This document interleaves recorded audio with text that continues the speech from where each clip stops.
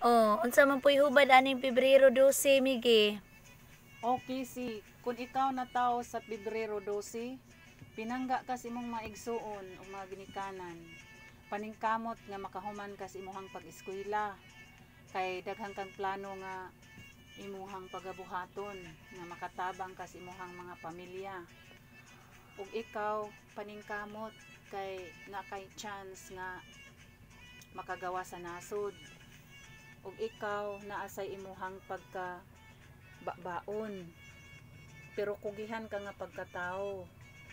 Taas jud kag pangandoy sa imong kinabuhi kay daghan kag plano, gusto ka mo palit og balay. Pero nasa kay plano nga magnegosyo.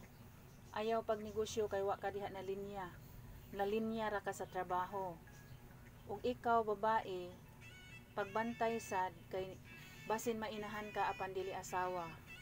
Ang imo hapong kaminyoon malangan. Ug ikaw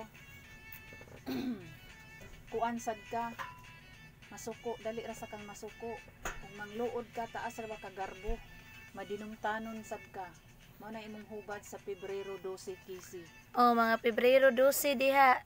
Ayaw kalimot. I-like it. Tanawa mong video, i-like, i-share, and i-subscribe ang mga YouTube channel. Apple na Ice Carton. Thank you.